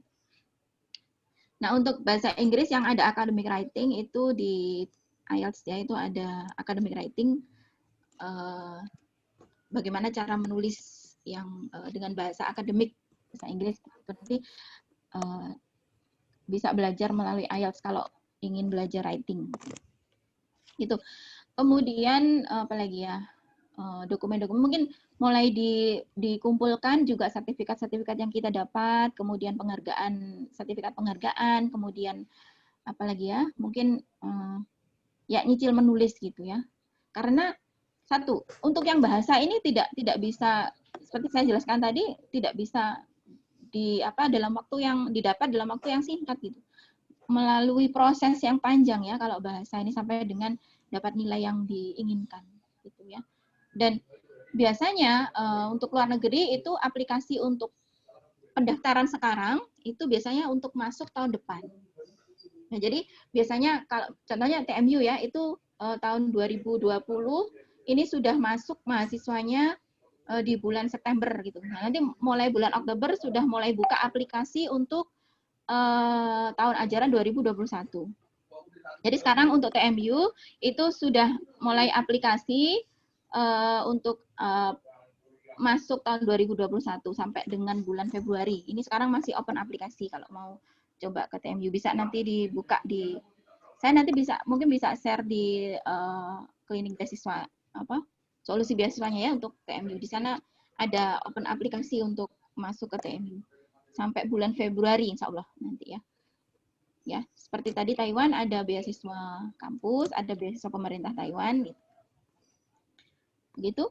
Oke, Bu Ayu. penjelasan Bu Ayu Rahmania. Selanjutnya Ibu Alzakirana. Jadi Ibu Alzakirana tadi sepertinya pertanyaannya hampir sama ya. Jadi ketika setelah lulus S1 ya kemudian bekerja terlebih dahulu baru lanjutnya setengah tahun ke depan. Ya, oh, ini sudah saya jawab tadi Bu Elvi. Iya, tadi sama nggih. Ya, sudah dijawab. Skip nggih. Oke, selanjutnya ini klik ini nggih Telegramnya Bapak Ibu yang menanyakan WA group tadi bisa langsung join di sini nggih, bisa di-save nggih untuk alamatnya. Kemudian dari Pak Rahmat Ramdhani. Ya, untuk permasalahan reference letter, apakah ada ketentuan untuk tokoh yang kita mintai referensinya? Oh ya. Ya, referensi ya. Ini memang untuk referensi ini untuk proses aplikasi beasiswa ini yang cukup memakan waktu ya, karena kita memang meminta tolong dari pemberi referensi yang kita pilih begitu, dan memang untuk sekarang itu pemberi referensi itu harus langsung mengirim ke bagian aplikasi kampus ya, jadi tidak melalui kita lagi. Kalau saya dulu tahun 2014 itu masih hard copy, saya scan kemudian masukkan ke aplikasi saya gitu. Tapi kalau sekarang sepertinya untuk apa namanya? Untuk pemberi referensi ini yang langsung nanti. Jadi di akun kita waktu aplikasi itu kita hanya mengundang pemberi reference ya, kemudian melalui akun kita, kemudian pemberi reference tadi menerima email. Nah, email itu nanti yang beliau jawab. Jadi langsung masuk ke bagian aplikasi. Ini yang cukup lama ya pengalamannya, karena kita harus mengingatkan terus, karena pemberi reference itu kan biasanya beliau yang sudah senior dan seperti profesor atau mungkin atasan kita di kampus ya, yang biasanya kesibukannya cukup luar biasa. Seperti itu. Jadi untuk reference ini tidak ada tokoh ataupun persyaratannya ya. Jadi tinggal kita saja ingin meminta referensi dari siapa. Kalau pengalaman saya dulu, saya waktu apply S3 itu saya minta reference dari pembimbing tesis S2 saya. Profesor pembimbing tesis S2 saya dan satu dari atasan. Jadi biasanya dua atau tiga untuk reference. Begitu. Jadi memang referensi ini harus kita tentukan dari awal. Kita sudah komunikasi dengan yang bersangkutan dari awal, begitu ya. Kalau beliau benar-benar bersedia untuk memberikan referensi kita untuk kita apply kuliah, gitu ya. Membantu kita untuk apply kuliah. Gitu. Ini Pak Rahmat. Itu Pak Rahmat ya. Selanjutnya dari Ibu Meli Susanti. Apa saja yang harus dipersiapkan untuk mendapatkan beasiswa luar negeri? Ya, jadi persiapan untuk beasiswanya Bu Dia agar bisa lanjut. Bentar, ini yang mana Bu LP? Bu Meli Susanti. Yang harus disiapkan untuk mendapat beasiswa luar negeri untuk bisa lanjut S3 ya. Ini tadi sudah saya sebutkan di depan ya, bahwa banyak sekali dokumen yang harus kita siapkan ya tadi ya. Dari mulai bahasa Inggris, kemudian CV, kemudian membuat study plan ya, tergantung permintaan dari aplikasinya atau beasiswanya. Itu nanti dokumen yang perlu kita siapkan. Mungkin berbagi informasi yang Bu Dia dulu untuk TMU, berkasnya mungkin Bu Dia. Kalau TMU yang dipersiapkan Bu Dia apa saja ya? Mungkin sebagai gambaran. Ya, jadi sertifikat bahasa Inggris pasti ya, kemudian ijazah itu harus sudah berbahasa Inggris. Jadi kalau misalnya belum berbahasa Inggris, kita perlu terjemahkan dulu di penerjemah tersumpah. Ya, di penerjemah tersumpah. Kemudian tadi kalau Taiwan itu minta study plan, sama study plan itu tadi rencana studi ya kita. Kemudian di situ ada attachment rencana proposal, itu study plan. Kemudian ada essay. Essay itu tentang diri kita, jadi menceritakan tentang diri kita. Jadi ada dua cerita gitu yang kita buat. Kemudian apalagi ya, referensi itu tadi, jadi pemberi rekomendasi ya, rekomendasi itu ada dua atau tiga, tapi dua sudah cukup kalau di TMU. Kemudian mungkin tadi sertifikat yang perlu ya, sertifikat yang mungkin bisa memberikan nilai plus gitu ya, publikasi yang memberikan nilai plus bagi aplikasi kita. Nah, itu bisa juga disiapkan. Itu saja sih kan. Itu saja.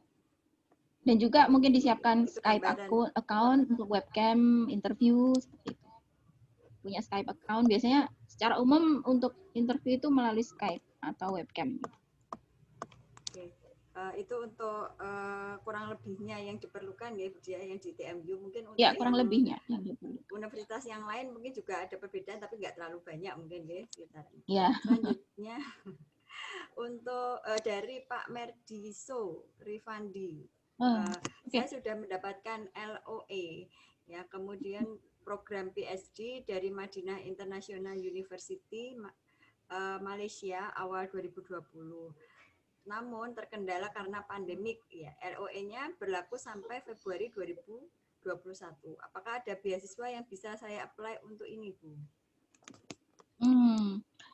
Sebentar. Jadi Sudah dapat LOE tapi belum dapat beasiswanya ya, ini berarti ya. Sudah dapat LOE, belum dapat beasiswanya. Oke. Untuk saat ini beasiswa yang yang buka itu kalau LPDP sepertinya buka sepanjang tahun ini, Pak. Cuman kalau prosesnya kan memang LPDP proses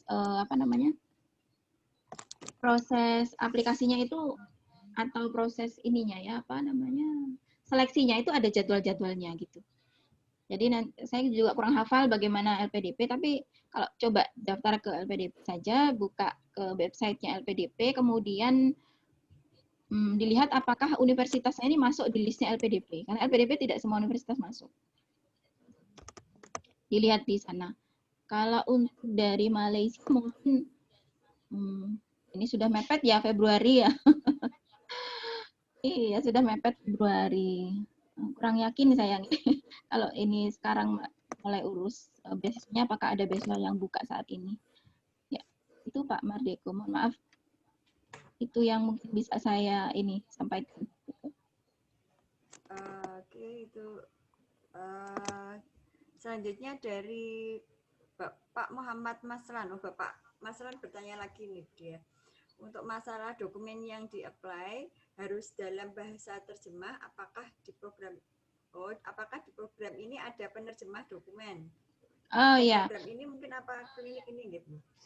Ya, tentang terjemahan dokumen. Jadi semua dokumennya itu memang biasanya diminta dalam bahasa Inggris ya Pak ya. Baik itu tadi sudah saya jelaskan ijazah, transkrip itu nanti harus diterjemahkan jika ijazah dan transkripnya itu belum dalam bahasa Inggris yang didapat dari kampusnya itu.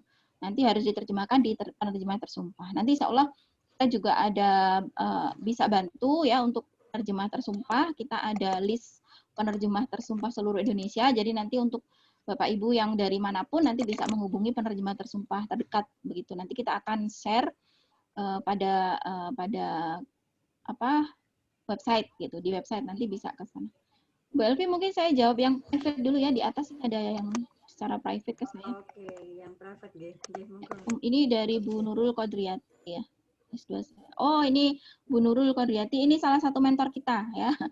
Ini menjelaskan bahwa S2 sebenarnya di Swedia dan beasiswa Swedish Institute, tapi sementara ini ikut mentor Irlandia. Ya, oke Bu Nurul. Jadi ke Irlandia atau mungkin nanti misalnya Bu Nurul lebih prefer atau lebih bersedia untuk lebih nyaman di Swedia gitu, nanti buka halaman khusus ya, buka halaman lagi untuk Swedia, nanti Bu Nurul kita bisa switch ke Swedia. Monggo nanti bisa menghubungi admin gitu. Ini kemudian Mbak Asa sudah, kemudian selanjutnya dari Rifan Gestiardi. Apakah bisa apply PhD position saat masih studi master? Nah ini pertanyaan menarik ya. Kalau di TMU itu bisa. Tapi saya tidak tahu bagaimana aturan dari universitas yang lain. Jadi TMU itu ketika mereka sudah masuk tahun kedua master itu sudah bisa apply untuk PhD, tapi di universitas yang sama. Kalau di Taiwan gitu. Di universitas yang sama. Jadi karena apa? Karena proses aplikasinya itu memang memakan waktu gitu. Gitu ya. Di TMU sendiri pun misalnya masih S1 tahun terakhir, tahun keempat itu pun sudah bisa apply untuk S2. Jadi memang seperti itu. Saya, oh enak ya kuliah di sana, di sini tuh ya, bisa hemat usia gitu. Jadi karena belum menunggu lulus sudah bisa. Jadi karena sistemnya mungkin ya kalau di TMU itu memang riset based, tapi ada perkuliahan juga. Jadi tahun pertama kalau master itu kuliah, tahun keduanya itu tesis. Jadi ketika sudah menyelesaikan perkuliahan, tinggal tesisnya saja, itu mereka sudah bisa apply untuk S3. Karena memang aturan di TMU untuk S2 tidak boleh lebih dari 2 tahun. Jadi pasti 2 tahun itu lulus. Nah, ini kurang tahu juga untuk universitas yang lain. Ini ya, untuk pertanyaan dari Rifan Gestiardi, Mas Rifan Gestiardi. Kemudian yang berikutnya, ini Bu Andi ini ya. Bu Andi ini mentor kita dari Austria nih. Siswa S2 dari Austria namanya, pernah S2-nya Austria juga ternyata Bu Andi ya, OEAD dan DAAD yang ada di Jerman. Oke Bu Andi, nanti ini mungkin yang bisa di-share pada saat presentasi nanti ya, lebih lebih detailnya bagaimana tentang riwayat riwayat studinya Bu Andi nanti, monggo. Oke, mungkin selanjutnya Bu Elvi, monggo. Oke, selanjutnya dari ini pertanyaan lagi dari Ibu atau Bapak ini Ainu Zamrudiana. Ya tadi sudah bertanya. Bertanya lagi untuk apply beasiswa Fulbright. Apa yang harus disiapkan dari sekarang? Beasiswa Fulbright ya, nanti persiapan 2 bulan. Fulbright itu dari Fulbright itu mana ya? Inggris kalau nggak salah ya. Nanti mungkin akan ada mentor yang akan membahas tentang Fulbright secara khusus ya. Mungkin coba saya nanti cari informasi dulu tentang Fulbright. Kemudian kalau memungkinkan nanti kita akan carikan pembicara untuk itu, karena saya pribadi tidak pernah berhubungan dengan beasiswa Fulbright ya. Ya. Silahkan, sepertinya di klinik beasiswa sudah ada link tentang Fulbright dan sekarang sedang open aplikasi kalau tidak salah. Ya, beberapa waktu yang lalu itu kita sudah upload di klinik beasiswa. Jadi silakan ini siapa ini Pak? Ini ya Ainu Zumrudiana ya. Ke klinik beasiswa nanti di scroll ke bawah ya, yang bagian bawah itu ada pengumuman tentang aplikasi yang sedang buka. Ini insya Allah salah satunya ada Fulbright di sana. Nanti bisa dipelajari di sana. Sudah Bu Elvi? Oke, selanjutnya di room chat sudah ada link ya ke alamat Facebook, Instagram ya. Oh ya. Untuk solusi beasiswa ini mohon disimpan ya Bapak Ibu, nanti bisa diakses untuk menambah informasi kita ya. Ini ada pertanyaan lagi Bu Dia dari ya. Pak Muhammad Saukani. Oh ya. Jika nilai TOEFL hanya 500 Bu, bagaimana peluang diterima di TMU? Okay. Kalau TMU itu mensyaratkan TOEFL-nya itu sebenarnya itu 550 nih Bapak nih. Sebenarnya itu 550 untuk beasiswanya. Tapi kalau untuk kampusnya itu tidak ada persyaratan nilai TOEFL di aplikasinya. Cuman untuk beasiswa TMU-nya, beasiswa MOI-nya, MOST-nya itu mensyaratkan 550. Namun karena mungkin Taiwan menyadari nggih kalau bahasa Inggris itu bukan their mother tongue gitu. Bukan bahasa ibunya dari Taiwan, mungkin ada sedikit dispensasi memang. Dari pengalaman saya itu beberapa juga yang TOEFL-nya itu hanya berkisar 513, 520, 530 begitu. Itu bisa masuk dengan catatan ketika interview itu lancar gitu. Ya, jadi ketika interviewnya itu bisa nyambung gitu ya sama profesornya. Kemudian bisa menjelaskan study plan-nya itu dengan smoothly, dengan lancar begitu. Ya. Nah, itu pengalaman yang lalu itu ada, yang TOEFL-nya itu sebenarnya kurang tapi bisa masuk. Seperti itu. Intinya dicoba saja gitu, dicoba aja sambil kita melengkapi requirement yang diminta ya baik oleh universitas maupun oleh beasiswanya begitu. Seperti itu ya Bapak Muhammad Saukani. Ini ada informasi dari mentor Bu Junita, kalau Fulbright itu USA Bu dia. Oh iya US. Yang pertanyaannya Zulham Fulbright. Oh iya oke. Nanti saya hubungi Pak Zulham Bu Andi Matursuwun. Pak Zulham. Berarti nanti ada sesi sendiri insya Allah Bu Dia untuk penjelasan lebih lanjut di Fulbright tidak pada hari ini tapi untuk sesi selanjutnya. Ya, sesi-sesi selanjutnya nanti yang akan tampil adalah mentor dari masing-masing negara. Jadi silakan nanti yang tertarik ke negara tersebut dengan beasiswa tersebut nanti bisa lagi untuk mengikuti webinar klinik beasiswa selanjutnya. Gitu. Luar biasa. Ini kita perlu tunggu tanggal mainnya lagi. Untuk selanjutnya kira-kira materi apa lagi, nggih? Nah, itu yang harus saya ikuti lagi, nggih. Ya, kita update di Telegram. Jadi silahkan gabung di Telegram Solusi Beasiswa. Nanti semuanya akan kita update di sana. Di IG, di FG semuanya nanti kita kita akan share flyer-flyer kita terbaru nanti untuk acara webinar selanjutnya. Oke, siap. Ya, berarti Bapak Ibu mungkin bisa dicatat nggih untuk selanjutnya nggih materinya sehingga kita lebih terbuka wawasannya ya. Nggih. Untuk pribadi saya sendiri juga. Nah, nanti misalkan pengen lanjut, nah kira-kira pertimbangannya ke negara mana, kemudian ke universitas yang seperti apa yang sesuai dengan target kita. Oke, ini yang di room chat sudah terjawab semua, Bu Dia. Mungkin yang di private apakah ada yang belum terjawab? Oh, sudah terjawab semua. Oke, sudah semua. Mungkin ada yang ingin bertanya langsung, Bapak Ibu, monggo dipersilahkan, silakan raise hand.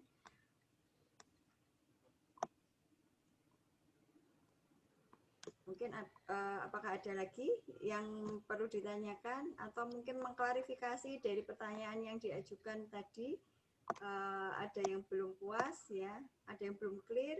Nah, kayaknya kalau tanya jawab langsung lebih enak nggih, langsung dijawab oleh ahlinya. Langsung dijawab. Oleh yang berpengalaman ya, dalam artian Bu Dia kan sudah melalui beberapa fase yang perlu kita istilahnya perlu kita ikuti nantinya ketika kita ingin studi ke luar negeri.